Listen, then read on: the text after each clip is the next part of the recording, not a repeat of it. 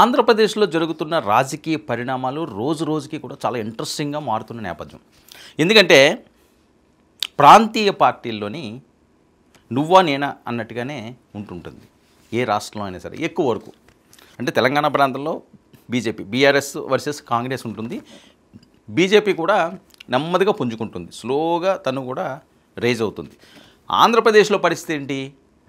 Telugu Desam party, YSRCP ఇవే ప్రధాన పార్టీలు. జనసేన కూడా అనూహ్యంగా ఒక్క ఊపుతో హైప్ తీసుకొచ్చుకుంది. 2024 ఎన్నికల దగ్గర నుంచి పవన్ ప్రభంజనం పెరిగింది.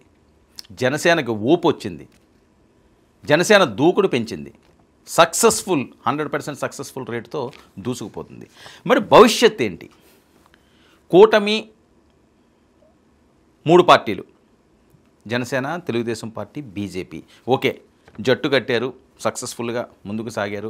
వైఎస్ఆర్సీపీ చేసే తప్పులు ఏవైతే ఉన్నాయో అవన్నీ కూడా వాళ్ళకి ప్రజలు సెక్స్ ఇచ్చారన్నారు, 164 సీట్లు అన్నారు, ఇంకా అద్భుతంగా మేము పాలన చేస్తామన్నారు, ఇంకో 30 ఏళ్ళు మేమే పాలిస్తామని చెప్పి వీళ్ళు మాట్లాడుతున్నారు. గతంలో వాళ్ళు మాట్లాడారు. ఓకే 30 ఏళ్ళు పాలిస్తారా, 40 ఏళ్ళు పాలిస్తారా, అది ప్రజలు నిర్ణయిస్తారు. కానీ మరి 30 ఏళ్ళు ఎవరు పాలిస్తారు అంటే ప్రధానంగా ఉన్న తెలుగుదేశం పార్టీ, చంద్రబాబు నాయుడు గారు, ఆయన వారసుడిగా లోకేష్ గారు, ఆ టీం వేరు. వైఎస్ఆర్సీపీ విషయానికి వస్తే హోల్ అండ్ సోల్ అంతా కూడా జగన్మోహన్ రెడ్డి గారే, ఇంక సెకండ్ అన్న మాటే లేదు. జనసేన పార్టీకి వస్తే whole and soul Pawan Kalyan గారే, అందులో కూడా ఇంక ఎటువంటి ఆలోచన లేదు. నెంబర్ 2 అన్నది ఎక్కడా లేదు, ఒక్క తెలుగుదేశం పార్టీలో తప్ప. అది కూడా రాజకీయ వారసత్వం. ఆయన మంత్రిగా ఉన్నాడు, చురుగ్గా వెళ్తున్నాడు, యువకుడు. ఖచ్చితంగా తెలుగుదేశం పార్టీ చంద్రబాబు నాయుడు గారు తదనంతరం లోకేష్ గారే దానికి అధ్యక్ష బాధ్యతలు. ఇంకొకరు వచ్చే అవకాశమే అందులో కనిపించట్లేదు కనుచూపు మేరలోని. ఎందుకంటే ఆయన ఒక టీంని బిల్డ్ చేసుకుంటున్నారు, యువతకి ఎక్కువ అవకాశం ఇస్తున్నాడు, యంగ్ లీడర్స్ని అందరినీ కూడా ఆయన జట్టులో కలుపుకుంటున్నారు. భవిష్యత్తు ప్రణాళికల్ని ఆయన ఇప్పుడే ఆ పాత్ వేసుకుంటున్నారు. సో ఇలాంటి నేపథ్యంలో ఖచ్చితంగా చంద్రబాబు నాయుడు గారి తర్వాత మళ్ళీ కూటమి అధికారంలోకి రానియండి, లేకపోతే తెలుగుదేశం పార్టీ అధికారంలోకి వచ్చిన సీఎం అభ్యర్థి లోకేష్ గారే. చంద్రబాబు నాయుడు గారు ఒకవేళ వద్దు అనుకుంటే ఆయన ఉన్నంతకాలం. సరే, ఈ నేపథ్యంలో దీనికి పవన్ కళ్యాణ్ గారు కూడా ఓటేశారు. చంద్రబాబు నాయుడు గారే ఇంకొక 10 ఏళ్ళు ఉంటారు, లేకపోతే ఇంకో 15 ఏళ్ళు ఉంటారని చెప్పి ఆయన బహిరంగంగానే మాట్లాడేశారు. కానీ పవన్ కళ్యాణ్ గారు అభిమానులు అవనియండి, లేకపోతే మెగా అభిమానులు అవనియండి, జన సైనికులు అవనియండి, వీర మహిళలు అవనియండి, వాళ్ళ ఆలోచన ఏంటి? మా సార్ని సీఎం కింద చూసుకోవాలని ప్రతి ఒక్కరు అనుకుంటారండి. ఏ పార్టీకి ఆ పార్టీ సీఎం అవ్వాలని చూడకపోతే, ఒక మంత్రి అవ్వాలని ఇంకో సొంత పార్టీ ఉంటే ఆ పార్టీలో ఒక భాగస్వామ్యం అయిన తర్వాత సీఎం అనే ఆలోచన రాకపోవచ్చు కాక, ఎమ్మెల్యే అయితే చాలు, మంత్రి చాలు అనుకుంటారు. కానీ ఒక పార్టీ పెట్టిన తర్వాత ఖచ్చితంగా ఎవరైనా ముఖ్యమంత్రి, ఇంకా అదే సుప్రీం కాబట్టి ఖచ్చితంగా ముఖ్యమంత్రి అవ్వాలనే కోరుకుంటారు. కానీ తెలుగుదేశం పార్టీతోటి ముందుకు సాగినప్పుడు అది ఎప్పటికీ కూడా పవన్ కళ్యాణ్ గారికి సాధ్యమయ్యే పరిస్థితి లేదు. ఈ నేపథ్యంలో ముఖ్యంగా బీజేపీ పాత్ర చాలా కీలకంగా మారబోతున్నది. ఎందుకంటే బీజేపీకి పవన్ కళ్యాణ్ గారు చాలా దగ్గరైపోయారు, మోదీకి చాలా దగ్గరగా వెళ్ళిపోయాడు ఆయన. ఇంకా బీజేపీయే జనసేన, జనసేన బీజేపీ అన్నంత బంధం ఏర్పడిపోయింది. మరి ఇలాంటి టైంలో పవన్ నయా ప్లాన్ పెద్ద ఎత్తున చర్చ కింద మారుతుంది. ఇది డే 1 నుంచి స్టార్ట్ అయింది, ఇప్పుడు ఇంకా పెరుగుతున్నది ఆ చర్చ. ఆయన ఏం ప్లాన్ చేస్తున్నాడు, ఏ రకంగా ముందుకు సాగాలనే విషయానికి కానీ వస్తే క్లియర్గా ప్రతి అంశాన్ని కూడా అబ్జర్వ్ చేస్తే రాజకీయ విశ్లేషకులు మాట్లాడేది ఏంటంటే, ప్రజలు కూడా చాలామంది మాట్లాడుకునేది, పవన్ కళ్యాణ్ గారు ఒక ఆంధ్రప్రదేశ్కే పరిమితం వచ్చేలా లేరు, పరిమితం అయ్యేలా కనిపించట్లేదు. తెలంగాణ రాష్ట్రంలోని, అలాగే చెన్నైలోని, ఇవి కూడా ఖచ్చితంగా తమిళనాడు రాష్ట్రంలో, ముఖ్యంగా తమిళనాడు రాష్ట్రం అనేది, కర్ణాటక అనేది, అంటే సౌత్ ఫేస్గా పవన్ కళ్యాణ్ గారిని ముందు పెట్టి బీజేపీ ఎన్నికలకు వెళ్ళాలని ఆలోచనలు చేస్తుంది. అది స్లోగా ఒక 5 సంవత్సరాలు అవ్వచ్చు, 10 సంవత్సరాలు, అంటే ఫ్యూచర్ ప్లాన్. అది ప్రతిదానికి కూడా ఫ్యూచర్ ఒక పాత వేసుకోవాలి. రేపు మనం ఏం చేస్తామని ఈరోజు ప్లాన్ చేసుకుంటేనే రేపు ఈజీగా ఉంటుంది. అది ఆ టైం స్కెడ్యూల్ మనం వేసుకుంటే ఇలా ఉంటే, లేదు ఏ రోజుకి ఆ రోజు వండుకుని తిందామంటే ఇంకా అది అలాగే సాగుతుంటుంది ఒక ప్లాన్ లేకుండా. సో పవన్ కళ్యాణ్ ఒక ప్లాన్ లేకుండా ఉంటారు అనుకోవడం అన్నది చాలా అవివేకం. ఆయనకంటూ ఆయనకు ఒక ప్లాన్ ఉంటుంది. ఆ ప్లాన్ ఉంది కాబట్టి మోదీ గారికి అంత దగ్గర అయ్యారు. మోదీ గారికి ఒక ప్లాన్ ఉన్నది కాబట్టి, ఒక విజన్ ఉన్నది కాబట్టి ఆయన పవన్ కళ్యాణ్ గారిని చేరదీశాడు. ఇక పవన్ కళ్యాణ్ కొత్త ప్లాన్, బీజేపీతో జట్టు కట్టే విధంగా ఆయన ముందుకు వెళతారా, లేకపోతే బీజేపీలో జనసేనని విలీనం చేసే నిర్ణయం తీసుకుంటారా? విలీనం అనే అంశం వచ్చేసరికల్లా ఇందులో కొన్ని ఇబ్బందికర పరిస్థితులు ఉన్నాయి. ఎందుకంటే చాలా ఇబ్బంది పడిపోతారు జనసేన అవనియండి, పవన్ కళ్యాణ్ గారు అవనండి. ఎందుకంటే గతంలో ప్రజారాజ్యం పార్టీని ఇక్కడ ఒక్కసారి మనం గుర్తు చేసుకోవాలి. అద్భుతమైన ఓట్ బ్యాంక్ వచ్చింది. చిరంజీవి గారు ఆయన మనస్తత్వానికి ఆయన నిలబడలేకపోయారు. ఆయన వల్ల కాలేదు ఈ కుళ్ళు రాజకీయాలు ఇవి చేయడానికి. సరే, చాలామంది ప్రోత్సాహంతో ఆయన వచ్చారు, చాలా అద్భుతంగా ప్రచారాలు చేశారు, ఒక ఊపైతే ఊపారు. కానీ కాలక్రమేణా కాలానికి అనుగుణంగా ఆయన నిలబడలేకపోయారు. నిలబడలేకపోయి పార్టీని కాంగ్రెస్లో విలీనం చేశారు. ఆ షేడు ఇప్పటికీ కూడా పవన్ కళ్యాణ్ గారి మీద పడింది. అంటే ఇప్పుడు ఇంకా తగ్గిపోయింది అనుకోండి, ఈయన సక్సెస్ చూసిన తర్వాత. సక్సెస్ లేనంత వరకు, ఈయన పార్టీ పెట్టి ముందుకు నడిపిస్తున్నంత వరకు కూడా ఆయన అలాగా బరువు మోస్తానే ఉన్నారు. వాళ్ళ అన్నయ్య ఏమని అందులో విలీనం చేసాడు, ఈయన ఏమని ఇందులోనే విలీనం చేసేస్తాడు. ఈయన తెలుగుదేశం పార్టీకి బి టీము, సి టీము, ఇలాగ నోటుకు అంతే ఉంటుంది. ఎవరికి నచ్చినట్లుగా వాళ్ళు మాట్లాడారు. సో విపరీతంగా ఆయన ఇబ్బంది పెట్టారు, అనరాని మాటలు అన్నారు, అన్నీ పడ్డారు. ఇలాంటి టైంలో గతంలో అది జరిగినట్టు ఒకవేళ పవన్ కళ్యాణ్ గారు కానీ ఇది చేస్తే ప్రజలు నమ్మే పరిస్థితి ఉంటుందా?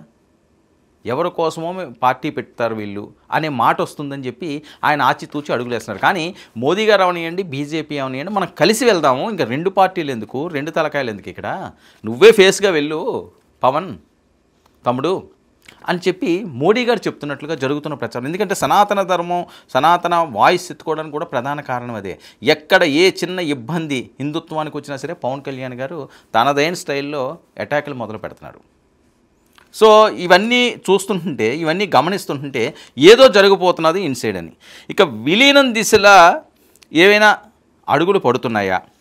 మోడీకి దక్షిణాది వారసుడిగా పవన్, సన్నిహితుడులా ఆదరిస్తున్న అమిత్ షా, సనాతన ధర్మ ప్రచారంతో దక్షిణాదిలో కీలక మార్పు తెచ్చిన పవన్ కళ్యాణ్. దేశవ్యాప్తంగా చాలా రాష్ట్రాలు ఉన్నాయి, బీజేపీ పాలిత రాష్ట్రాలు.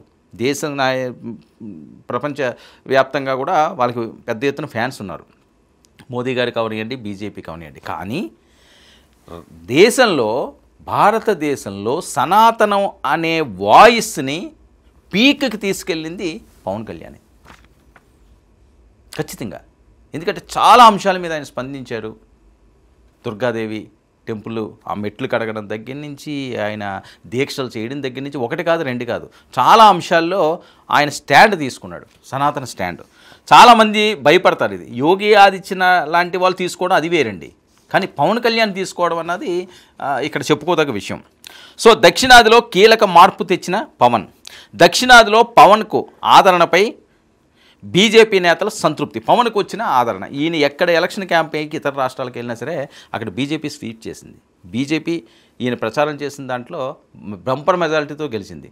ఎక్కడ ఆంధ్రప్రదేశ్లోనే కాదు, వేరే రాష్ట్రాల్లో కూడా. అది మోదీ గారికి కనెక్ట్ అయిపోయింది. అమ్మో, ఈ సామాన్యమైనడు కాదు, ఇతన్ని ఎక్కడితో వదలకూడదు, మనకి సౌత్ ఫేస్ కావాలి. సౌత్లో ఎవరున్నారు బీజేపీకి చెప్పుకోదగ్గ ఫేసు? సో ఈ ఫేస్ను వదలడు. అందుకనే ఆయన చిరంజీవి గారిని చూసినా లేదా పవన్ కళ్యాణ్ గారిని చూసినా కుటుంబ సభ్యుల్లాగా ఆయన ఆదరిస్తుంటాడు, అంత ఆప్యాయంగా ఆయన పలకరిస్తుంటాడు, అంత ఆప్యాయంగా దగ్గర తీసుకుంటుంటాడు. మొన్న ఆయన దగ్గుతుంటే ప్రధానమంత్రి చాక్లెట్ ఇచ్చిన నేపథ్యం మనం చూసాం. సరే, అది దగ్గుమందో ఏదోటి అయ్యుండొచ్చు కాక, ఎవరు చేస్తారండి అది? ఎప్పుడైనా మనం చూసామా గతంలోని? దీని అర్థం ఏంటి?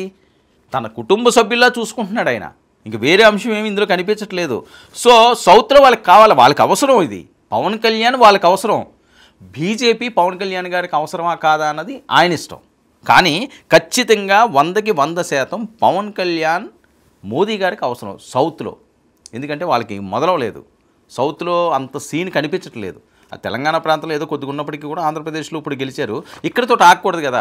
ఒకసారి విజయం వచ్చిన తర్వాత మళ్ళీ అపజయం వైపు ఎవరు కూడా అడుగులు వేయరు. ఆ విజయాన్ని సక్సెస్ చేసుకుంటే ఇంకా విజయాలు సాధించుకుంటూ ముందుకు దూసుకుపోవాలి. కానీ ఓసారి విన్ అయిన తర్వాత మళ్ళీ 3 సార్లు ఓడిపోయారు అనుకోండి, పరిస్థితి ఏంటి? వాల్యూ పోతుంది. సో ఇంకా ఛాన్స్ ఇవ్వదలుచుకోలేదు మోదీ గారు. ఖచ్చితంగా ముందుకు వెళ్ళాలి.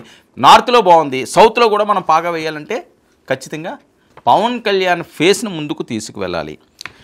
ఇక గో హెడ్ అంటూ ఢిల్లీ పెద్దల ప్రోత్సాహం. అందుకనే పవన్ కళ్యాణ్ గారు వివిధ రాష్ట్రాల్లో పర్యటనలు చేయడానికి కూడా ప్రధాన కారణం. పవన్, నువ్వు దూసుకుపో, నీ వెనకాతల నేనున్నాను, నిన్ను ఏం చేయాలో నాకు తెలుసయ్యా, గో హెడ్ అంటున్నారట మోదీ గారు. ఇక విలీనంపై పవన్కు బీజేపీ పూర్తి శ్వాస ఇచ్చింది. నువ్వు ఇందులోకి వచ్చేస్తావా, వచ్చేయి పవన్, నీకు అగ్రతాంబూలం ఇస్తాం, లేదంటావా నువ్వు ఇండివిజువల్గా చేసుకుంటా చేసుకో, నీకు పూర్తి శ్వాస ఇచ్చేసాం. అడుగుతారండి, ప్రతి పార్టీ కూడా అడుగుతుంది, మా దగ్గరకు వచ్చేయండి మనం కలిసి చేద్దామని. ఎందుకంటే ఇప్పుడు బీజేపీ పరిస్థితి ఏంటి, దేశంలో మామూలుగా లేదు. అదేదో ఆషామాషీగా ఉన్న పరిస్థితి ఏం కనిపించలేదు. కనుచూపు మేరల్లో వాళ్ళకి వ్యతిరేకంగా మళ్ళీ పార్టీలు నిలబడి దేశాన్ని హస్తగతం చేసుకునే పరిస్థితి కనిపిస్తుందా అంటే కాలమే నిర్ణయించాలి అది. ఎందుకంటే 3 సార్లు సక్సెస్ఫుల్గా మోదీ గారు దూసుకుపోతున్నారు. ఇలాంటి టైంలో వాడు వేరే పార్టీలను ఆదరిస్తారా లేదా అన్నది మాత్రం అది ప్రజలు చూసుకోవాలి. అంత వ్యతిరేకత అయితే ఆయనలో కనిపించట్లేదు. ఇక జనసేన పార్టీని స్థాపించిన రోజునే ప్రజల పక్షం అని చాటిన జనసేనాని. గతంలో పవన్ కళ్యాణ్ గారు ఏం చాటారు, ఏం మాట్లాడారు, అది కూడా చాలా కీలకంగా ఇప్పుడు వైరల్ అవుతున్నది. పార్టీ శ్రేణుల్లో చర్చలు, ఊహాగానాలు. విలీనమైతే కేంద్రంలో కీలక బాధ్యతలు. ఒకవేళ పవన్ కళ్యాణ్ గారు పార్టీ బీజేపీ మనది ఒకటే, ఒకే సిద్ధాంతం, ఒకే బాటలో మనం నడుద్దాము అంటే కీలక బాధ్యతలు కేంద్రంలో పవన్ కళ్యాణ్ గారికి ఊహించని బాధ్యతలు ఇవ్వడానికి సర్వం సిద్ధం చేస్తున్నాడు. మొన్న మధ్యన చిరంజీవి గారికి కూడా ఆయన కావాలనుకుంటూ ఉంటే రాజ్యసభ ఇస్తానన్నారట, గవర్నర్ కూడా చేస్తామన్నారట. ఆయనకి ఆ ఇంట్రెస్ట్ లేనట్టున్నది, ఆయన సైలెంట్ అయిపోయారు. బాగా వార్తలు వచ్చినాయి, మరి ఏం జరిగిందన్నది. ఇక జనసేన పార్టీని స్థాపించిన రోజునే ప్రజల పక్షం అని చాటిన జనసేనని మరి ఇప్పుడు పార్టీ శ్రేణుల్లో చర్చలు జరుగుతున్నాయి. మరి నా రోజు ఇలా అన్నారు కదా, ఇప్పుడు ఏం చేస్తున్నారన్నది. అంటే కాలానుగుణంగా ప్రతి రాజకీయ పార్టీలు, రాజకీయ నాయకులు మారాల్సిన అవసరం ఉంది. మారకపోతే పాతకాలంలాగే మనం ఉంటాం, అప్పుడు ఆ మాట ఇచ్చాం, అప్పుడు ఆ మాట మాట్లాడడం, దాని మీదే స్టిక్ ఆన్ అయిపోయి ముందుకెళ్తామంటే రాజకీయాలు నరవు. ఎందుకంటే ట్రెండ్ మారిపోతున్నది, జనరేషన్లు మారిపోతున్నాయి. ఇలాంటి టైంలో ఆ రోజు ఆ రకమైన అప్పుడు పరిస్థితుల్లో అనొచ్చుగాక. ఇప్పుడు ప్రజల పార్టీ అవుతుంది కదా, బీజేపీలోకి వెళ్తానని కొంతమంది వాదన. లేదు జనసేన కింద ఉంటేనే ఆయన గౌరవం ఉంటుంది, ఎలా విలీనం చేసేస్తారు, మళ్ళీ పీఆర్పీని తీసుకొస్తారు వీళ్ళు, వాళ్ళు ఏమైనా కాంగ్రెస్లో చేశారు, ఈయన ఏదో బీజేపీ చేశాడని చెప్పి అనవసరం మాట పడాల్సి వస్తుంది, చులకనైపోతామని చెప్పి కొంతమంది మాట్లాడతారు. కానీ పవన్కు ఉండి ప్లాన్, నయా ప్లాన్ ఏదైతే ఉందో అది ఉంది. ఇప్పటికే అనేక రాష్ట్రాల్లో పవన్ ప్రచారం. బీజేపీ తరపున కీలక బాధ్యతలతో దేశవ్యాప్తంగా కీలక పాత్ర పోషించే ఛాన్స్ని మరి పవన్ కళ్యాణ్ గారు వదులుకుంటారా? గోల్డెన్ ఆపర్చునిటీ, చాలా తక్కువ మందికి వచ్చే అవకాశం. ఎందుకంటే బీజేపీ ఖచ్చితంగా ఇంకా నిలబడిపోయింది, అంత ఈజీ కాదు. బీజేపీని కొన్ని సంవత్సరాల వరకు కూడా సరే ఒకసారి ఓడినా మళ్ళీ గెలిచినా ఇంక బీజేపీ అన్నది ఇంక స్టాండ్ అయిపోయింది. గతంలో లాగా ఒక్క కాంగ్రెసే ఉంది, వేరే వాళ్ళు ఎవరు లేరు, ఇలాంటి పరిస్థితుల్లో బీజేపీ ఇప్పుడు లేదు. దూకుడు పెంచింది, చాలా దూరం అయిపోయింది, అందనంత ఎత్తులో ఉంది బీజేపీ దేశవ్యాప్తంగా. మరి అలాంటి దాంట్లో ఈయనకి కీలకమైన బాధ్యతలు తీసుకుని రాష్ట్ర అభివృద్ధి కోసం కేంద్రం నుంచి చక్రం తిప్పడం వేరు. రాష్ట్రంలో ఉండి తెలుగుదేశం పార్టీ అనే అంశం, బలమైన తెలుగుదేశం పార్టీ, బలమైన వైఎస్ఆర్సీపీ తోటి ఈయన పోరాడి ఎప్పటికి సీఎం అవ్వాలి, ఆ ఛాన్స్ వస్తుందా ఇప్పుడున్న రాజకీయ పరిస్థితుల్లోని? ఇలాంటివన్నీ కూడా ఒకసారి ఆలోచించుకోవాల్సిన అవసరం ఉంటుంది, బేరీజు వేసుకోవాల్సిన అవసరం ఉంటుంది. ఇది చాలా కీలకమైన అంశాలు ఇవి. ఇక దక్షిణాదిలో బీజేపీ బలం తగ్గడంతో బలోపేతం చేసే బాధ్యతలు పవన్కు అప్పగించిన మోదీ గారు అమిత్ షా గారు, వాళ్ళ వ్యూహాలు ఎలా ఉంటాయి వేరే చెప్పాల్సిన అవసరం లేదు. వాళ్ళు కీలకంగా పవన్ కళ్యాణ్ గారికి నువ్వు సౌత్లో నువ్వు చేసుకో, దేశంలో నిన్ను అగ్రగామిగా నించే బాధ్యతలు మేము చూసుకుంటాం, నువ్వు సౌత్ నువ్వు కాపాడు అని. ఇక 2029 ఎన్నికల్లోగా విలీన వ్యూహం ఫలిస్తుందా, ఫలించదా, చేస్తారా, చెయ్యరా? బీజేపీ తరపున ప్రత్యక్ష పోటీకి సిద్ధమవుతున్నారా? దీర్ఘకాలం పొత్తు వల్ల బలం కోల్పోయే అవకాశం ఉంటుందన్న విమర్శకులు. ఇప్పుడు ఏదైతే ఈ పొత్తు ఉందో, ప్రతిసారి మేము ఎలాగో పొత్తులో వెళ్తాము అంటే నెక్స్ట్ టైంకి ఎలా ఉంటుందో తెలియదు. అలాంటి నేపథ్యంలో ఒక జాతీయ పార్టీ నుంచి ముందుకు వెళ్ళడం, ఒకవేళ ఓడినా గెలిచినా జాతీయ పార్టీలో ఉంటే అది వేరండి. ఇప్పుడు for example cricket match, international match ఆడడం వేరు, మెయిన్ టీంలో ఉండడం వేరు. అంతేగాని వేరే టీంలో ఉన్న వాళ్ళ ఐపీఎల్లో ఆడేవి, ఇందులో ఆడేవంటే అది వేరే విషయం. అది కూడా పేరు వస్తుంది, డబ్బులు వస్తాయి, గౌరవం ఉంటుంది. కానీ ఇంటర్నేషనల్ మ్యాచ్లో ఆడితే, ఇండియా టీంకి ఆడితే అది వేరు కదా, ఆ కిక్ వేరు.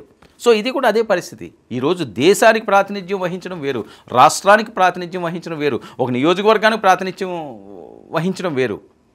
సో ఈ బేరేజీలు వేసుకుంటే పవన్ కళ్యాణ్ గారికి అగ్రతాంబూలమే దక్కే అవకాశం అయితే కళ్ళ ముందు కనిపిస్తుంది. చాలా తక్కువ మందికి వచ్చే ఆపర్చునిటీస్, దేశంలో చాలామంది ఉన్నారు బీజేపీ నేతలు వీళ్ళందరూ, కానీ వాళ్ళందరికీ కాదని పవన్ కళ్యాణ్ గారిని టాప్ 10లోకి తీసుకురావడానికి వాళ్ళు అవకాశం ఇస్తుంటే మరి ఆయన దాని గురించి ఏం ఆలోచిస్తున్నారని మరీ చర్చలు జరుగుతున్నాయి. ఇక టీడీపీతో కొనసాగుతున్న మైత్రి బంధం, చంద్రబాబు సూచనలతో కేంద్రంలో పవన్ కీలక పాత్ర పోషిస్తారంటూ చంద్రబాబు నాయుడు గారు బీజేపీతోటే ఉన్నారు. పవన్ కళ్యాణ్ గారిని సొంత బిడ్డలాగా ఆయన చూస్తున్నాడు. లోకేష్ గారు పెద్దన్నలాగా ఆయన చూస్తున్నారు. బీజేపీతోటి వాళ్ళు ఇంక ఉన్నట్టే, కాంగ్రెస్ తోటి ఇంక వెళ్ళే పరిస్థితి అయితే తెలుగుదేశం పార్టీకి లేదు. ఆయన అక్కడి నుంచే చక్రం తిప్పొచ్చు, అక్కడి నుంచే పొత్తులు నడిపించవచ్చు. అందులో పోయేదేమీ లేదు. ఎందుకంటే ఇక్కడ చంద్రబాబు నాయుడు గారే సీఎం స్థానంలో ఉండే అవకాశం అయితే కనిపిస్తుంది. ఇంకొక 5-10 సంవత్సరాలు మళ్ళీ కానీ ఇదే ప్రభుత్వం వస్తే. అది కాదని చెప్పి పవన్ కళ్యాణ్ గారికి ఇస్తే తెలుగుదేశం శ్రేణులు ఎట్టి పరిస్థితుల్లోనూ ఓడిపోరు. ఇది జగమెరిగిన సత్యం ఇది. ఇందులో ఇంకేం దాపరికాలు ఏం లేవు. ఎవరికి నచ్చినా ఎవరికి నచ్చపోయినా ఇది వాస్తవాలు, నగ్న సత్యాలు ఇవి. ఏ రకంగా ఇస్తారు? ఇవ్వరు. ఆయన వారసుడిగా మళ్ళీ లోకేష్ గారే సీఎం అవుతారు తప్పించి పవన్ కళ్యాణ్ గారికి ఆంధ్రప్రదేశ్లో సీఎం అయ్యే పరిస్థితి అయితే తెలుగుదేశం పొత్తులో ఉండగా జరిగే పరిస్థితి కాదు. సో ఇలాంటి నేపథ్యంలో ఈయన కూడా అది కోరుకోవట్లేనట్టుగానే చెప్తున్నాడు. ఈయన కూడా 10 సంవత్సరాలని, ఈయన ఏదో సీఎం అయిపోదాం రాత్రికి రాత్రి అనే ఆలోచనతో అయితే ఈయన లేడు. ఈయన 20 సంవత్సరాలు 30 సంవత్సరాలు పోరాటం సాగించాలి, ముందుకు సాగాలని చెప్తున్నారు. కాబట్టి దానికి దీనికి షింక్ అవుతుంది. ఈ నేపథ్యంలో కేంద్రంలో కానీ ఈయన ఉంటే రాష్ట్రంలో మరింత హైప్ పెరుగుతుంది. పవన్ కళ్యాణ్ ఇంకెవరు టచ్ చేసి పరిస్థితి ఉండదు, ఆ స్టేజ్కి వెళ్ళిపోతారు అని చెప్పి వస్తున్న వార్తలు. ఇక ఢిల్లీ రాజకీయాల్లో జోరుగా దీనిపై ఊహాగానాలు. పవన్ కీలక పాత్ర పోషించడానికి అనువైన సమయం ఆసన్నమైంది. 100% సక్సెస్ రేస్తో ఉన్నారు. కాబట్టి ఇప్పుడు ఏ అడుగులు వేసినా సరే అది ఆయన భవిష్యత్తుకి, రాజకీయ భవిష్యత్తుకి, లేకపోతే జనసేనకి, లేకపోతే వాళ్ళ ఫాలోవర్స్కి ఒక మంచి టైం అనేది. మరి ఆ టైంని పవన్ కళ్యాణ్ గారు ఏ రకంగా వినియోగించుకుంటారు, ఏ రకంగా ఆయన ఆలోచనలు చేస్తున్నారు, కేంద్రంలో చక్రం తిప్పుతారా, రాష్ట్రంలో చక్రం తిప్పుతారా? 10 సంవత్సరాలు మన ముఖ్యమంత్రి చంద్రబాబు నాయుడు గారే అని చెప్పి ఆయన మాటలతోటి, ఆయన సొంతంగా ఆయన మీడియాతోటే మాట్లాడిన మాటల నేపథ్యంలో మరి ఇక్కడికంటే అక్కడ ప్రాధాన్యత పెరుగుతుంది. డిప్యూటీ సీఎం కంట కేంద్ర మంత్రిగా ఉంటే, లేకపోతే వేరే బాధ్యతలు ఏమన్నా తీసుకుంటే ఏదైనా జరగచ్చు. ఎందుకంటే ఆ ఫేస్ ఉంది కాబట్టి. సో అందుకని పవన్ నయా ప్లాన్ అందరికీ కూడా ఒక పండగ వాతావరణాన్ని వాళ్ళ ఫాలోవర్స్కి తీసుకొచ్చే విధంగానే ఆయన ప్లాన్ చేస్తున్నారు. ఊహించని విధంగా అందనంత ఎత్తుకి పవన్ కళ్యాణ్ ఎదగబోతున్నారు. దీనికి మోదీ గారు, అమిత్ షా గారు అండలు పూర్తి స్థాయిలో ఉన్నాయి. బీజేపీ ఫేస్గా పవన్ కళ్యాణ్ సౌత్ని ఏలడానికి సర్వం సిద్ధం చేస్తున్నారు గ్రౌండ్ అని. చూద్దాం మరి ఏం జరుగుతుందో.